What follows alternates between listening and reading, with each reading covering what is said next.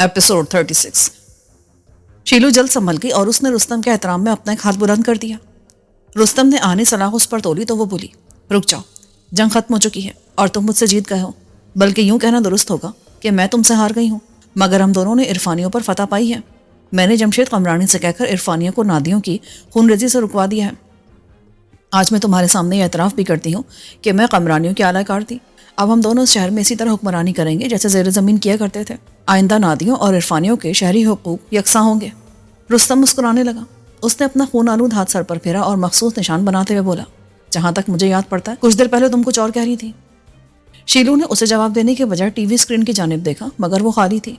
ताहम उसने पुरसकून रहने की कोशिश करते हुए कहा, तुम जानते हो कि कमरानी कितने चालाक हैं।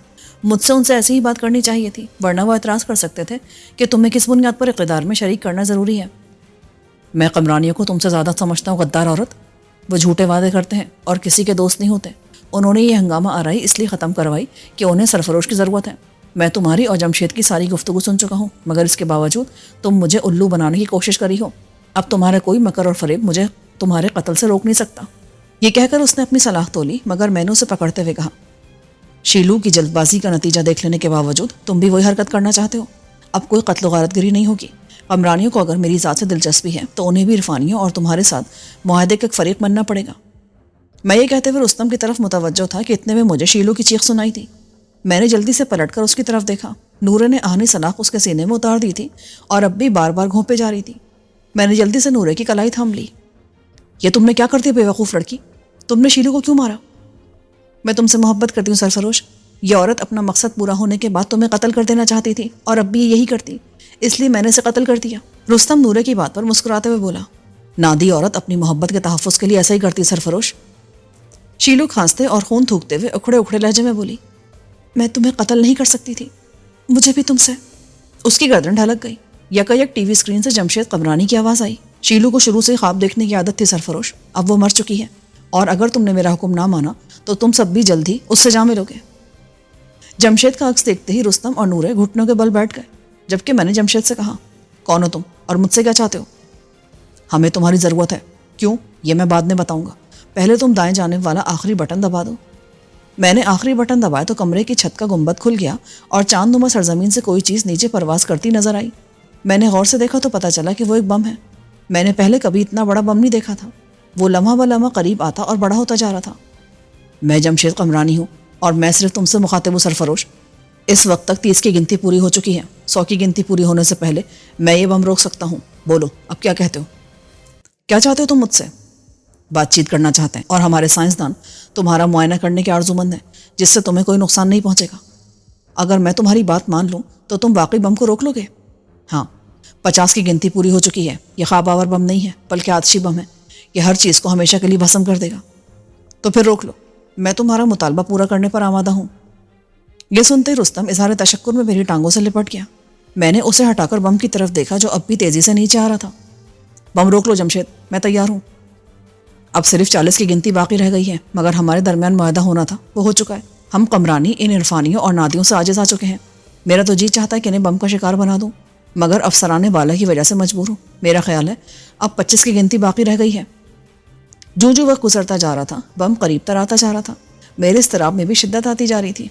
इतने में मुझ पर फिर कंप्यूटर वाले सर दर्द का दौरा पड़ गया, लेकिन अब बम इतना करीब आ चुका था कि कंप्यूटर भी मुझे उससे नहीं बचा सकता था। जब मैंने तुम्हारी बात मान ली है तो तुम बम को रोकते क्यों नहीं? जमशेद ने कहकहा लगाकर कहा, अभी तो तकरीबन 15 की गिनती बाकी है। मैं इसे 14वीं गिनती तक रोक सकता हूँ। बम नीचे आ रहा था और अब बहुत करीब आ चुका था। फिर अचानक ही वो एक दायरे में घूमने लगा और मजीद नीचे आना बंद हो गया। ये देखकर मेरी जान में जान आई। अब मुझे क्या करना है? छत पर आ जाओ और इंतज़ार करो। फिसलवा रास्ते के करीब तुम्हें एक हेलीपैड नजर आएगा। हमारी मैग्ना कार वहीं उतरेगी। उसमें दाखिल होकर औंधे मुँह साकित लेट जाना। अच्छी बात है, बस तो फिर ऊपर आ जाओ। मैं जाने लगा तो नूरे मुझसे लिपट कर रोने लगी। मैंने रुस्तम से कहा कि वो उसे पकड़ ले। उसने रोती हुई नूरे को पकड़ लिया और मुतशक्किर निगाहों से उस वक्त तक मुझे देखता रहा जब तक मैं सीढ़ियाँ चढ़कर गुंबद वाले शगाफ से ऊपर नहीं निकल गया। फिसलवा रास्ते के करीब वाकई एक छोटा सा हेलीपैड बना हुआ था और वहाँ ताबूत नुमा मैग्ना कार मेरी मुंतज़िर थी। मैं करीब पहुंचा तो उस कार का दरवाज़ा अपने आप ही खुल गया। मैं कार के अंदर दाखिल होकर औंधे मुँह लेट गया। मुझे ये एहसास तक न हुआ कि वो उड़ने लगी है। बस इतना पता चला कि उसके शफाफ फर्श से शहर खाबिदा की जो इमारत दिखाई दे रही थी وہ ہر لمحے چھوٹی ہوتی جا رہی تھیں۔ اچانک ہی مجھے شہر میں تحد نظر شعلے اٹھتے دکھائی دیے۔ جمشید نے وہ آتشی بم گرا دیا تھا۔ میں نے دکھ سے اپنی آنکھیں بند کر لی۔ میگنا کار کا دروازہ کھلا تو مجھے پتا چلا کہ وہ رک چکی ہے اور میں اس چاند نما سرزمین پر پہنچ گیا ہوں جس سے شہر خوابدیدہ پر روشنیوں کے دھارے ڈالے جاتے تھے۔ میں کار سے باہر نکلا تو اپنے استقبال کو جمشید قمرانی کے بجائے ایک ادھیڑ عمر شخص کو اپنا منتظر پایا۔ اس نے بڑی خندہ پیشانی سے مسافے کے لیے ہاتھ بڑھاتے ہوئے کہا، خسرو قمرانی آپ کو خوش آمدید کہتا ہے جناب۔ میں نے اس سے ہاتھ ملایا اور سوچنے لگا کہ اگر اس کے بجائے جمشید آیا ہوتا تو میں اس کی بدہتی پر اس کا ہاتھ ضرور توڑ دیتا۔ اس نے شہر خوابدیدہ پر بم گرا کر انگنت انسانوں کو موت کے گھاٹ اتار دیا تھا، پوری ایک تہذیب نیست و نابود کر دی تھی۔ ہم آپ کے لیے بہت متفکر تھے جناب، آپ نے وہاں بڑے عذاب میں وقت گزارا ہوگا۔ اس سے بہت کم جو اب شہر خوابدیدہ کے لوگوں پر گزرا ہے، میں نے تلخی سے کہا، مگر اس کے ہونٹوں پر مسکراہٹ کھیلتی رہی۔ وہ مجھے ایک ایسے کمرے میں لائے جہاں 2 آرام کرسیاں پڑی ہوئی تھیں۔ تشریف رکھیے۔ جب ہم بیٹھ گئے تو اس نے معذرت خواہانہ لہجے میں کہنا شروع کیا، ہم آپ کا معائنہ کرنا چاہتے تھے جناب، میرا خیال ہے آپ کو اس پر کوئی اعتراض نہیں ہوگا۔ اگر ہوتا تو کیا تم اپنا ارادہ ملتوی کر دیتے؟ نہیں جناب، آپ کا معائنہ ہر حال میں کیا جائے گا اور یہ سرسری نہیں ہوگا بلکہ آپ کے متعدد ٹیسٹ کیے جائیں گے۔ جمشید نے مجھ سے وعدہ کیا تھا کہ اگر میں اپنے آپ کو قمرانی کے حوالے کر دوں تو وہ بم نہیں گرائے گا، پھر یہ وعدہ خلافی کیوں کی گئی ہے؟ یہ وعدہ جمشید نے کیا تھا جناب، میں نے نہیں، اور پھر اس سے کیا فرق پڑتا ہے؟ میں بھی وہی کرتا جو جمشید نے کیا ہے۔ وعدہ صرف الفاظ کا کھیل ہوتا ہے اور یہ الفاظ اس وقت تک بامانے ہوتے ہیں جب تک ہمارا مقصد حاصل نہیں ہوتا۔ ہماری سیاست کی یہی بنیاد ہے، اور پھر وقت آ گیا تھا کہ نادیوں اور عرفانیوں کا مسئلہ ہمیشہ کے لیے حل کر دیا جائے۔ ہم تو کافی دن پہلے ہی بم گرا چکے ہوتے، مگر اتفاق سے آپ وہاں پہنچ گئے۔ آپ کی وجہ سے ہم پریشان تھے کہ کہیں عرفانی یا نادی آپ کو قتل نہ کر دیں اور کہیں ہماری جستجو کی تحقیق ادھوری نہ رہ جائے۔ ایک طرف تو تم جستجو اور ذوق کے علم کی بات کرتے ہو اور دوسری طرف جذبہ انسانیت کی پرواہ بھی نہیں کرتے۔ تم لوگوں سے تو نادی بہتر تھے جو اپنے قول پر قائم تو رہتے تھے۔ مجھے کہنے میں کوئی عار نہیں کہ تم لوگ اول درجے کے جھوٹے ہو۔ جھوٹے؟ یہ لفظ میں پہلے بھی سن چکا ہوں۔ ہم نے اپنا ایک آدمی دوسرے سیارے پر بھیجا تھا جو صحیح سلامت واپس آ گیا۔ اس نے اپنی رپورٹ میں یہ لفظ استعمال کیا تھا۔ کیا کہ تم نے اپنا کوئی آدمی دوسرے سیارے پر بھی بھیجا تھا؟ ہاں، ہمارے تقریباً 100 آدمی دوسرے سیاروں میں بھٹک رہے ہیں، شاید ان میں سے کوئی واپس نہ آ سکے۔ ویسے آپ کس سیارے سے تشریف لائیں جناب؟ زمین سے، لیکن دور مختلف ہے۔ آپ کو کیسے بھیجا گیا ہے اور کیسے واپس بلایا جائے گا؟ میں نے اسے ڈاکٹر فریدوں کے کمپیوٹر کے بارے میں بتا دیا۔ میرے ساتھ آئیے۔ وہ مجھے کمپیوٹر چیمبر میں لے گیا جہاں سینکڑوں کی تعداد میں کمپیوٹر رکھے تھے، مگر مجھے کسی میں بھی کوئی تار دکھائی نہیں دیا۔ وہ کسی تار کے وسیلے کے بغیر ہی مصروف کار تھے۔ خسرو نے کہا، ہم بھی اپنے آدمی کمپیوٹروں کے ذریعے ہی دوسرے سیاروں پر بھیجتے ہیں اور انہیں کمپیوٹروں کے ذریعے ہی توانائی فراہم کرتے ہیں۔ کیا تم سائنسدان ہو؟ نہیں، میں صرف ایک افسر مہمانداری ہوں۔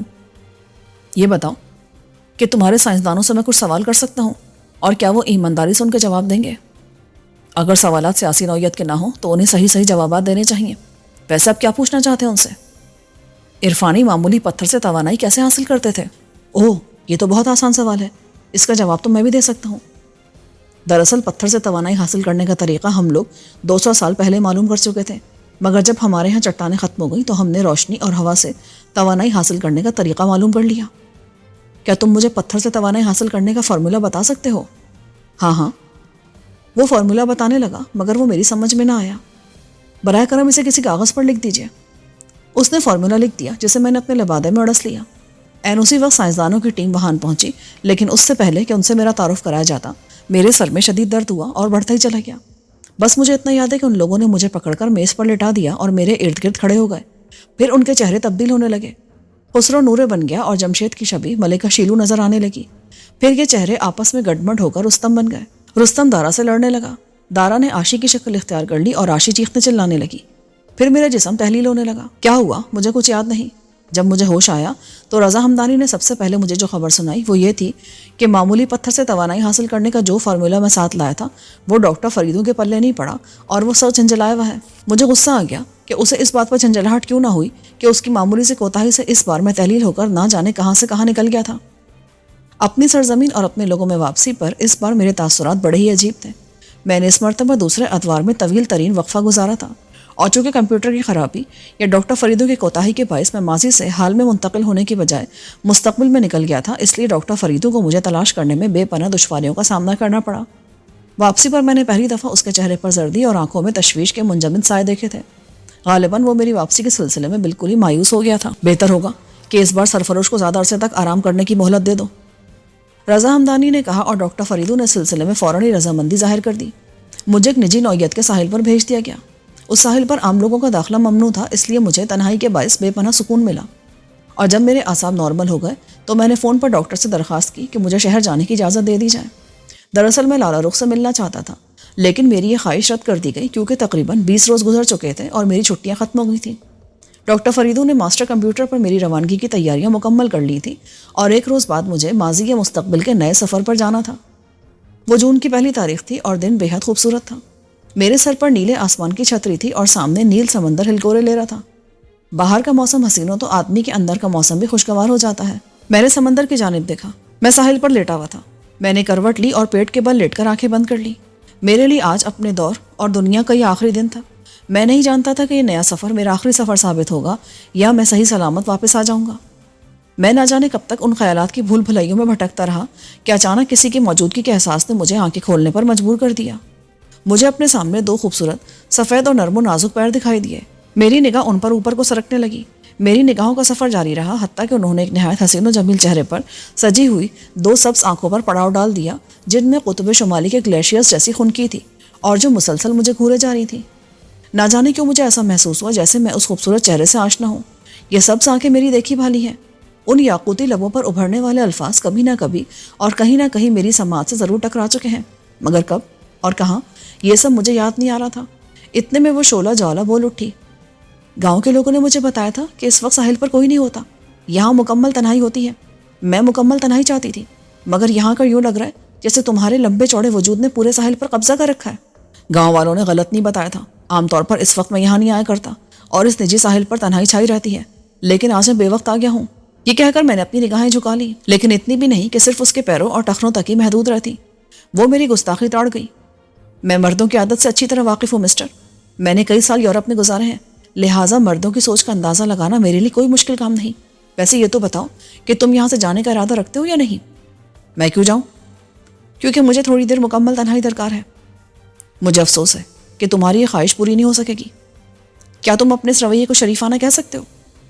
کبھی کبھی آدمی کو یہ رویہ اختیار کرنا ہی پڑ جاتا ہے۔ اس کا دار و مدار حالات، موقع محل اور موڈ پر ہوتا ہے۔ میں سمجھتا ہوں کہ اس وقت تم نے یہاں آ کر دخل در معقولات کی ہے۔ مجھے تمہاری صاف گوئی سے خوشی ہوئی ہے۔ اس میں کوئی شک نہیں کہ سمندر میں پیراکی کے لیے اس ساحل پر کوئی نہیں آ سکتا، مگر گاؤں والوں نے بتایا تھا کہ اس وقت یہاں کوئی بھی نہیں ہوتا۔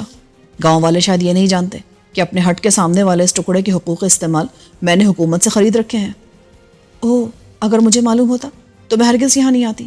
ویسے تم اپنی آنکھیں کھول سکتے ہو۔ مجھے ان لوگوں سے الجھن ہونے لگتی ہے جو مجھ سے بات کرتے وقت نگاہیں چرانے کی کوشش کریں۔ میں نے آنکھیں کھول دی۔ اس قدر جسیم ہونے کے باوجود آدمی تم شریف لگتے ہو۔ میں نے کسی بزرگ سے کبھی نہیں سنا کہ لمبا چوڑا آدمی شریف نہیں ہو سکتا۔ وہ کھلکھلا کر ہنس پڑی۔ اچھا، میں کچھ دیر یہاں تیراکی کرنا چاہتی ہوں، مگر میرے پاس غسل کا لباس نہیں ہے۔ دراصل یہاں سے گزرتے ہوئے مجھے تیراکی کی خواہش ہوئی، ورنہ میں لباس غسل ضرور ساتھ لے آتی۔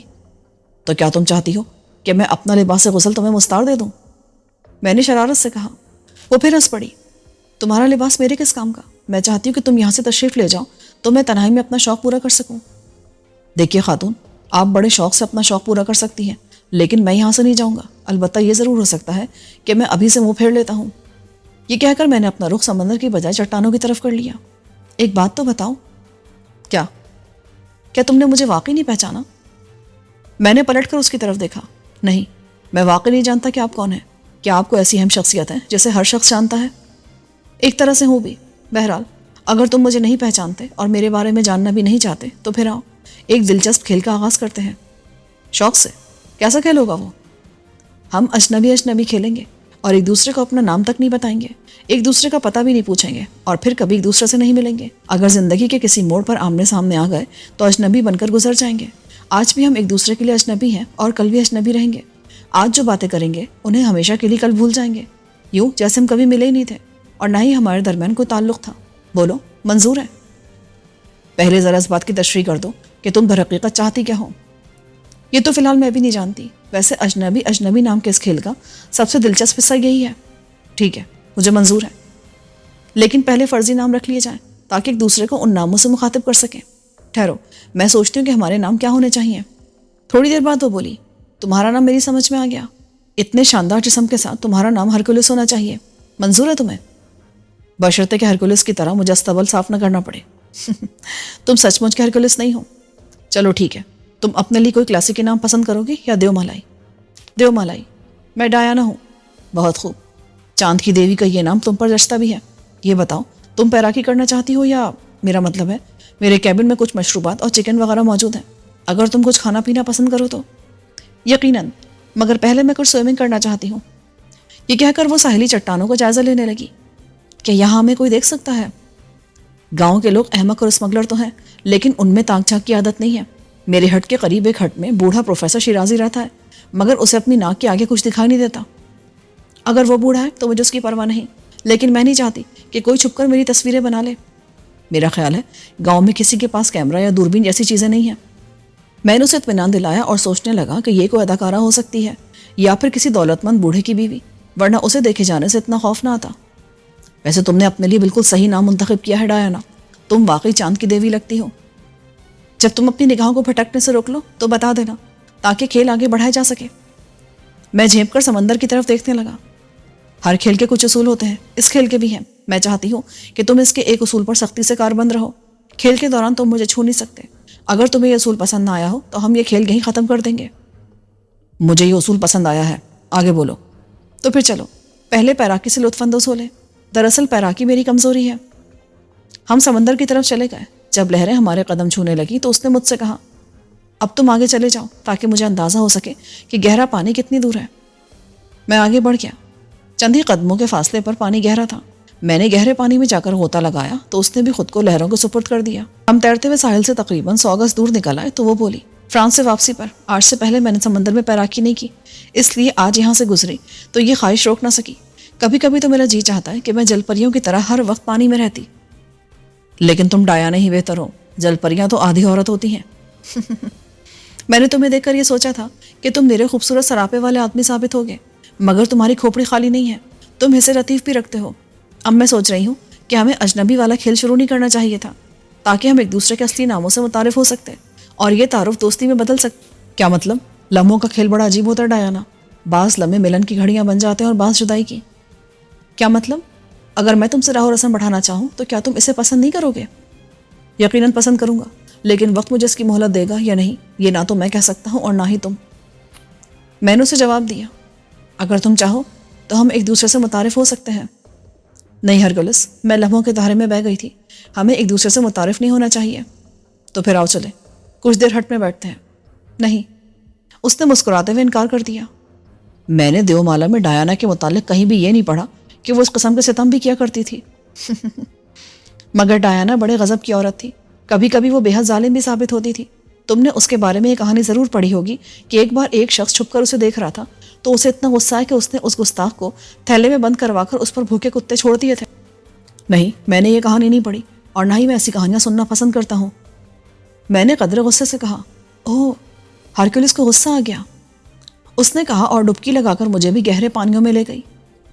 جب وہ میری ہٹ سے رخصت ہوئی تو مجھے اس کی اسپورٹس کار کی آواز سنائی دی جو تیزی سے دور ہوتی چلی گئی, اور میں سوچتا رہ گیا کہ وہ کسی اجنبی کی طرح آئی تھی اور کسی اجنبی ہی کی طرح چلی گئی.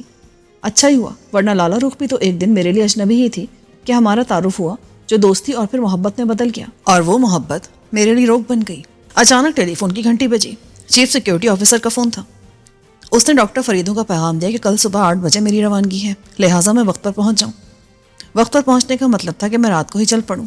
اللہ صبح گھر پہنچوں, اپنی کار وہیں چھوڑوں اور ٹیکسی پکڑ کر ڈاکٹر فریدوں کے پاس پہنچ جاؤں. پہلے جب کبھی میں کسی سفر پر جایا کرتا تھا تو سیکیورٹی کا سربراہ رضا ہمدانی, جو مجھے اپنے بیٹے کی طرح چاہتا تھا, مجھ کو ڈاکٹر فریدوں کے پاس چھوڑنے جایا کرتا تھا. مگر اب وہ اتنا جذباتی ہو گیا تھا کہ اس نے میرے ساتھ کمپیوٹر ٹاور تک جانا بھی چھوڑ دیا تھا.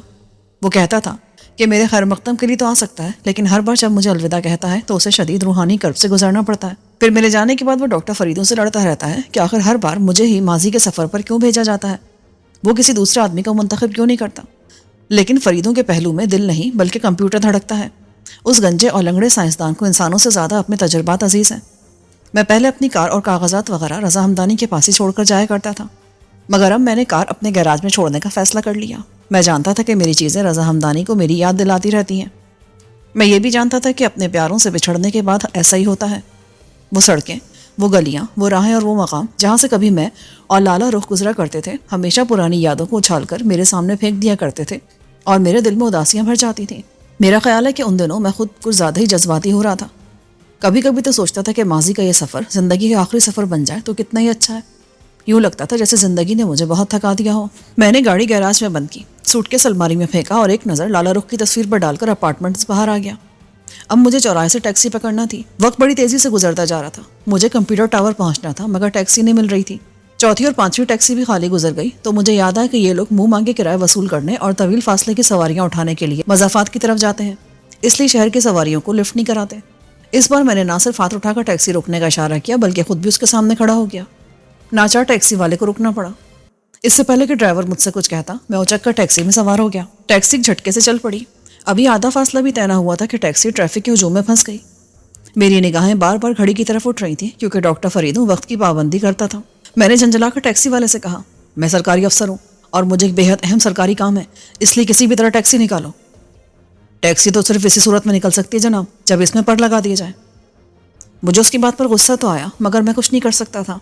اتنے میں ایک اخبار فروش آواز لگاتا ہوا قریب سے گزرا، ڈایانا فرار ہو گئی۔ میں نے محض اس کے نام کی وجہ سے اخبار لے لیا اور جب اخبار کھولا تو سرخی کے ساتھ ہی ڈایانا کی ایک بہت بڑی تصویر بھی نظر آ گئی۔ بلا شبہ یہ وہی ڈایانا تھی جس نے کل میرے ساتھ اجنبی اجنبی کھیلا تھا۔ اس کا مطلب ہوا کہ اس نے مجھے اپنا اصلی نام ہی بتایا تھا۔ تصویر کے نیچے یہ الفاظ لکھے تھے، اداکارہ ڈایانا جو پچھلے دنوں اپنی فلم اجنبی اجنبی کی شوٹنگ کے لیے فرانس گئی تھی۔ مجھے یاد آیا کہ اس نے کہا تھا کہ جب سے وہ فرانس سے واپس آئی ہے اس نے پیراکی نہیں کی اور یہاں سے گزری تو اس کا جی پیراکی کو للچا گیا۔ پھر وہ مجھے اس وقت صورت آشنا بھی لگی تھی۔ میں فلمیں نہیں دیکھتا لیکن شاید اخباروں میں اس کی تصویر دیکھ چکا تھا۔ غالباً وہ بار بار اس لیے پوچھ رہی تھی کہ اسے کوئی دیکھ تو نہیں لے گا یا کوئی اس کی تصویر تو نہیں بنا لے گا۔ اس وقت تو وہ اسکینڈل سے ڈر رہی تھی مگر فرار کی خبر تو کسی اسکینڈل سے بھی بڑی ہوتی ہے۔ اچانک منجمد ٹریفک میں ٹیکسی راستہ پا کر رینگنے لگی۔ میں اخبار دیکھنے لگا۔ خبر میں بتایا گیا کہ ڈایانا ایک آرمینی خاندان سے تعلق رکھتی ہے۔ وہ یورپ میں تعلیم حاصل کر چکی ہے بلکہ اس کی زندگی کا بیشتر وقت یورپ میں گزرا ہے۔ تکمیل تعلیم کے بعد جب وہ واپس آئی تو اس نے فلموں میں کام شروع کر دیا۔ پہلی فلم کی ریلیز کے بعد ہی شاہ کا ایک عزیز شہریار اس کی زلفوں کا اسیر ہو گیا اور اس نے ڈایانا سے شادی کر لی۔ شہریار ایک جج کے عہدے پر فائز تھا اور عرف عام میں لوگ اسے جلاد کے نام سے پکارتے تھے کیونکہ اس کی عدالت میں پیش کیے جانے والے 90% ملزم پھانسی کی سزا پاتے تھے۔ یہ بات بھی قابل غور تھی کہ جج شہریار کی عدالت میں سیاسی ملزم پیش کیے جاتے تھے اور فیصلہ سناتے وقت وہ ہمیشہ ایک سیاہ رومال سے کھیلتا رہتا تھا۔ جب وہ پھانسی کا حکم سناتا تو رومال کو ایک جھٹکے سے گانٹھ لگا لیا کرتا تھا اور غالباً اسی بنا پر جلاد جج کہلاتا تھا۔ یہ ساری باتیں آف دی ریکارڈ تھیں اور غیر ملکی اخبارات کے ذریعے منظر عام پر آئی تھیں۔ ان اخبارات کو ہمارے ہاں ضبط کر لیا گیا تھا۔ ڈایانا کے متعلق اس خبر میں یہ بھی بتایا گیا کہ وہ ایک امیر خاندان سے تعلق رکھتی ہے اور اس نے دولت کمانے کے لیے فلم انڈسٹری میں شمولیت اختیار نہیں کی بلکہ یہ اس کا شوق تھا۔ ڈایانا کی عمر زیادہ سے زیادہ 25 سال تھی جبکہ اس کا شوہر شہریار 50 سال سے کہیں زیادہ کا تھا۔ جب کبھی ڈایانا کا جی چاہتا وہ چپکے سے اپنی چیک بک اور پاسپورٹ اٹھاتی اور ملک سے باہر چلی جاتی۔ کچھ دنوں بعد ہی پتہ چلتا تھا کہ وہ روم، ہانگ کانگ، سنگاپور یا نیو یارک پہنچ گئی ہے۔ مجھے اس بات پر بے حد حیرت ہوئی کہ آخر ڈایانا نے اس جلاد جج سے شادی ہی کیوں کی۔ تب مجھے خیال آیا کہ اس نے شادی اپنی خوشی سے نہیں کی ہوگی بلکہ اس پر اور اس کے خاندان پر دباؤ ڈالا گیا ہوگا۔ اخبار میں شہریار کی تصویر بھی شائع ہوئی تھی۔ عقابی ناک اور چھوٹی چھوٹی گول آنکھوں والا شہریار صورت سے ہی بے حد ظالم معلوم ہوتا تھا۔ ٹیکسی ڈرائیور نے میرا شانہ ہلایا، آپ کی منزل آ چکی ہے جناب، مگر آپ پورے 5 منٹ سے اپنے خیالوں کی دنیا میں گم ہیں۔ میں نے اس کا طنز نظر انداز کر کے کرایہ ادا کیا اور کمپیوٹر ٹاور کی طرف چل پڑا۔ میں آپ کو یہ تو بتانا ہی بھول گیا کہ ڈاکٹر فریدو نے اپنی لیبارٹریز اور کمپیوٹر چیمبرز نئے مقام پر منتقل کر دیے تھے اور اب اس کا ماسٹر کمپیوٹر دنیا کے ترقی یافتہ ممالک کے کمپیوٹر سے بقول اس کے 11 پشتے آگے تھا۔